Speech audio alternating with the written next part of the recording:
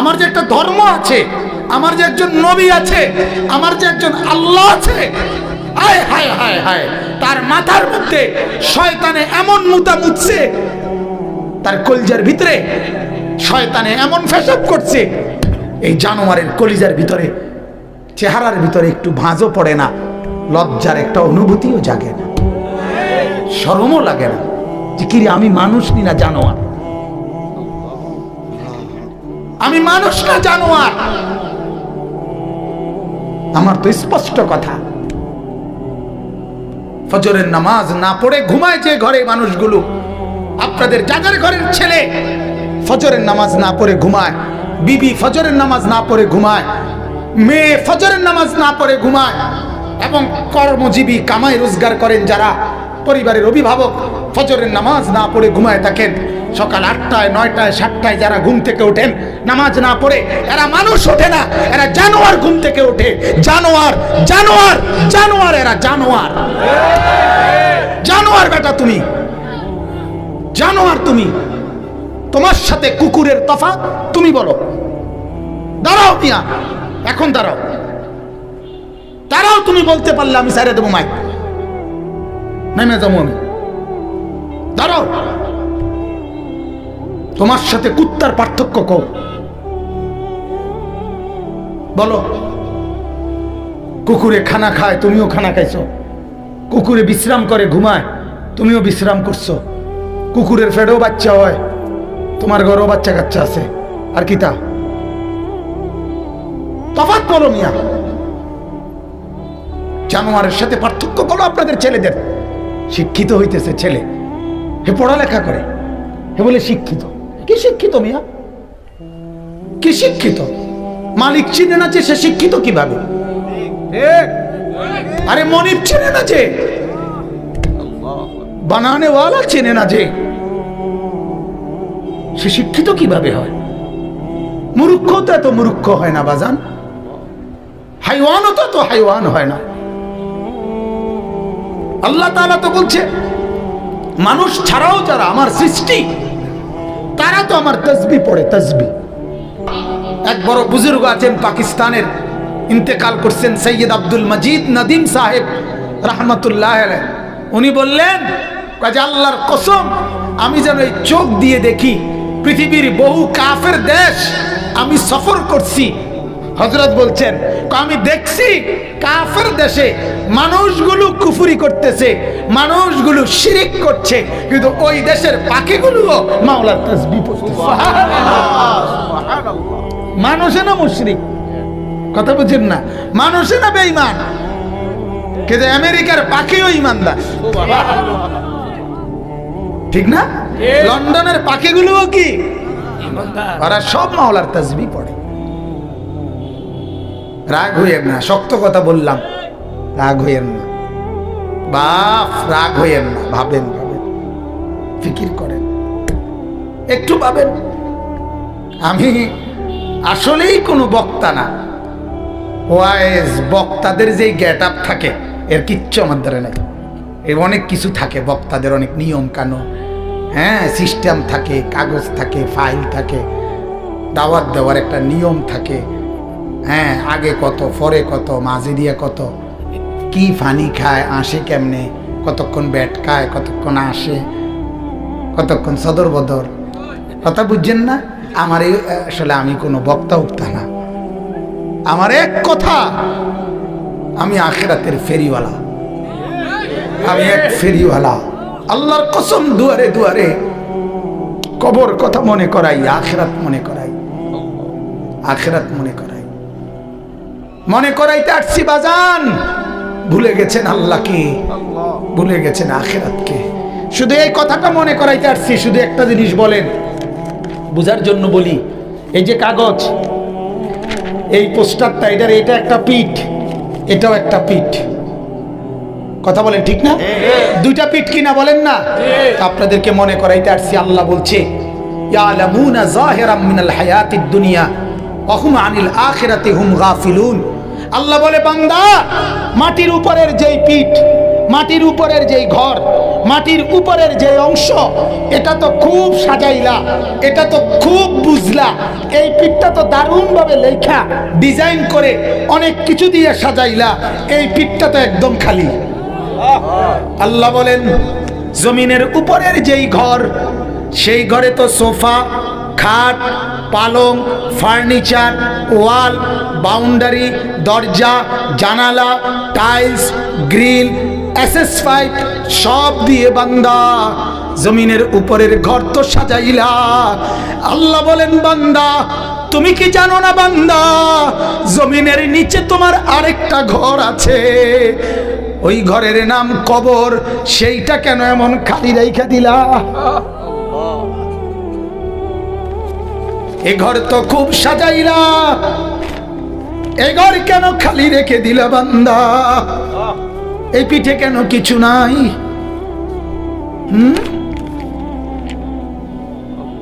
বলেন, ভাবেন আধা মিনিট, জমিনের উপরের ঘর কেমন সাজাইলেন, জমিনের নিচের ঘর কবর কেমন সাজাইলেন।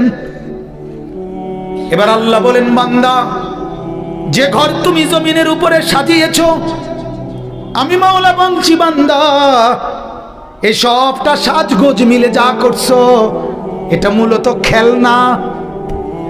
কি খেলনা?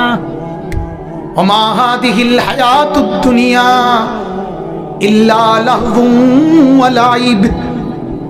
আল্লাহ বলেন দুনিয়ার জীবন, মাটির উপরের এই জিন্দেগি, 60 বছরের এই জিন্দেগি, এটা তো আমি বানাইছি। আমি কে? আসমান কে বানিয়েছে?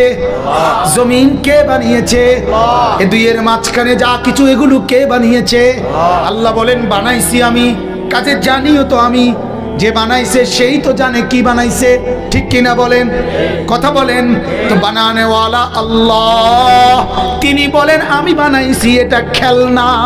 আর আমনে কোন না এটাই আসল। পাগল কারে কয়? বেকুব না তুমি? কথা বলেন না কেন? মালিক বলে এটা কি বানাইছি? খেলনা। হেতে কয় না এটা আসল, না এটাই আসল, এটাই আসল। আল্লাহ বলে আমি বানাইছি খেলনা। আসমান আমার খেলনা, জমিন আমার খেলনা, চন্দ্র সূর্য আমার খেলনা। এজন্য একদিন ইসরাফিলকে ফু দিব, খেলনা ঘর ভেঙে ফেলবে।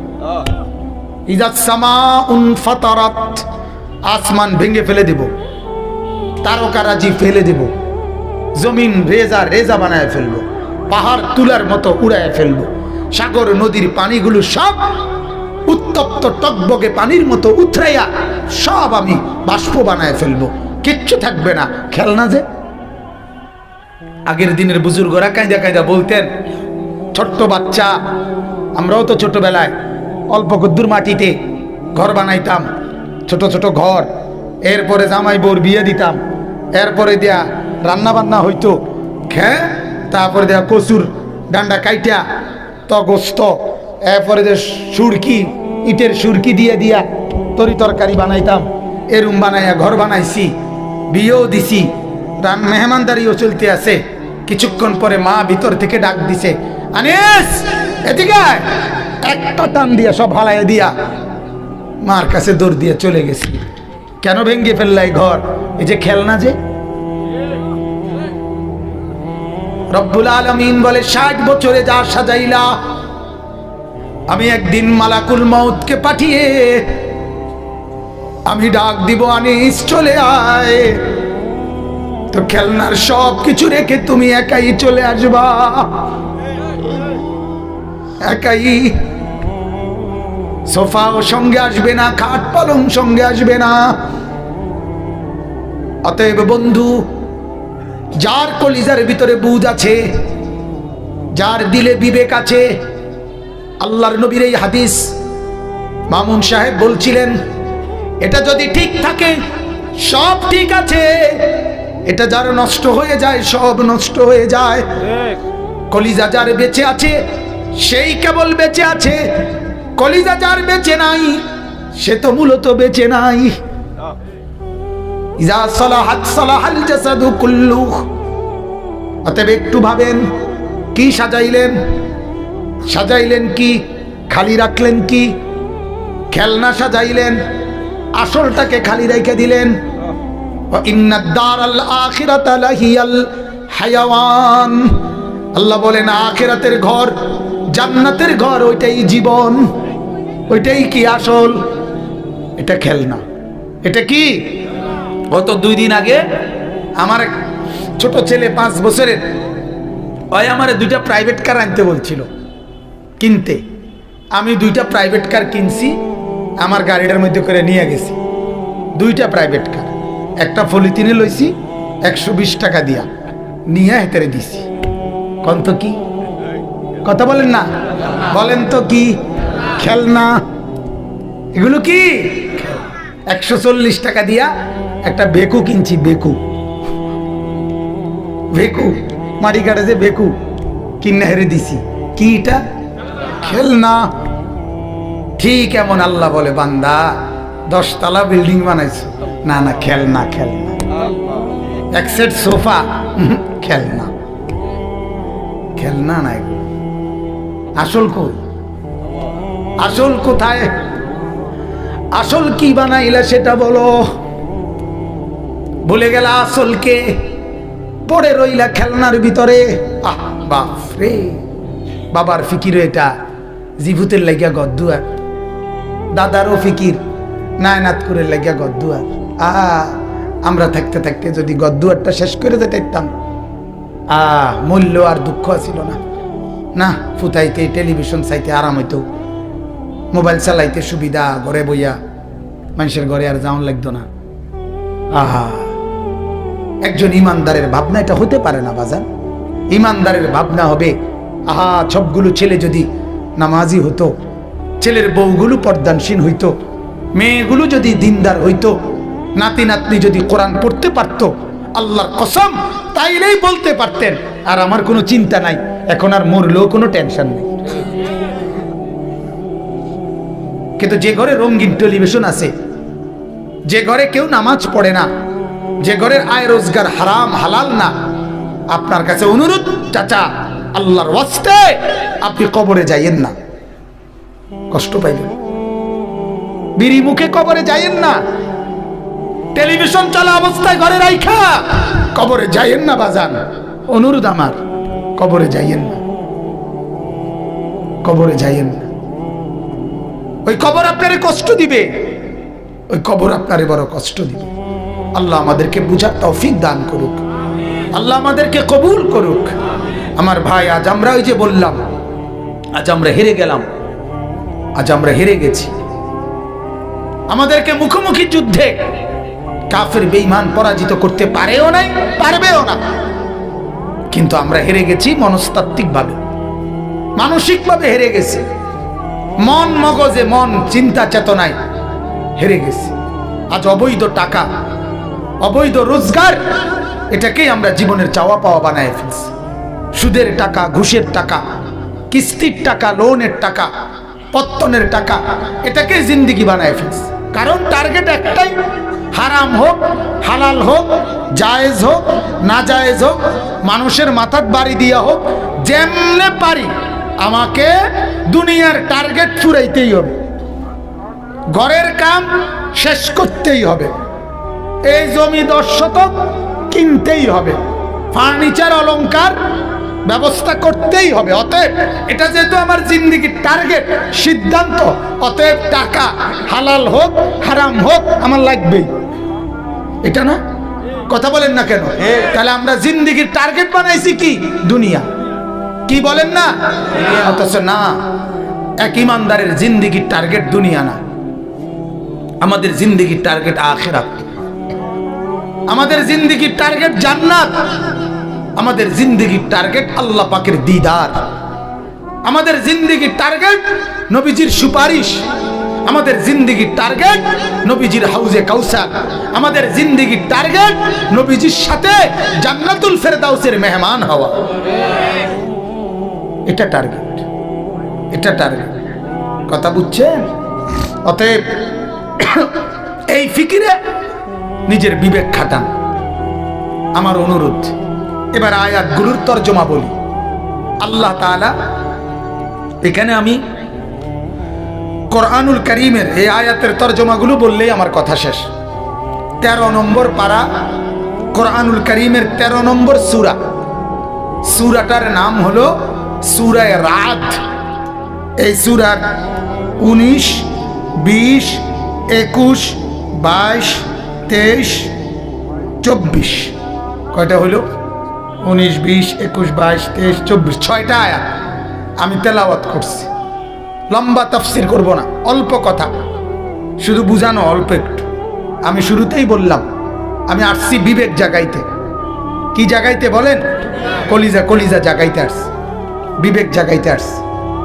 কারোর সাথে কারো দ্বন্দ্ব, কারোর সাথে কারো ঝগড়া, কারোর সাথে কারো বিভেদ এটা তৈরি করতে না, আল্লাহর কসম, এই জন্য না।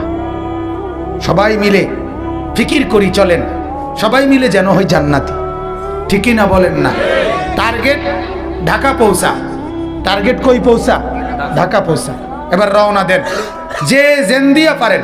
কথা থাকলো ঢাকা একত্র হম। ঠিকই না বলেন না? কেউ যান চলেন ব্রাহ্মণবাড়িয়া হইয়া, বিশ্ব রোড হইয়া, নরসিংদী দিয়া, কেউ এখান দিয়া ফেরি দিয়া 2500 হইয়া, কেউ গরিপুর দিয়া আপনার কাশপুর এদিক দিয়া। কথা রইল ঢাকা গিয়ে একত্র হব। ঠিকই না বলেন? কাজে কথা হইল জান্নাতে গিয়ে একত্র হব। ঠিক আছে না ইনশাআল্লাহ? এজন্য এ কথার উপরে সিদ্ধান্ত নেই, জান্নাতে একত্র হব।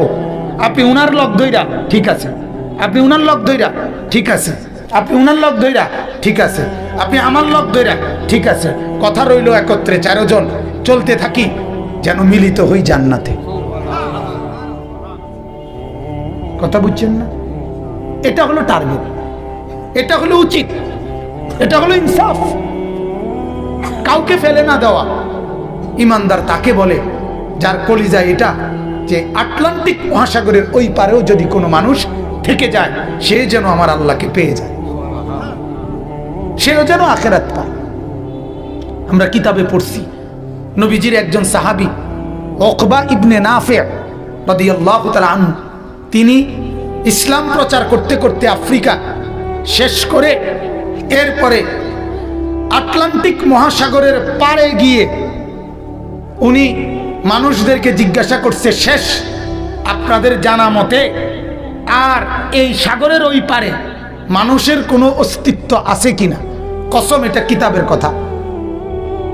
মানুষের অস্তিত্ব আছে কিনা?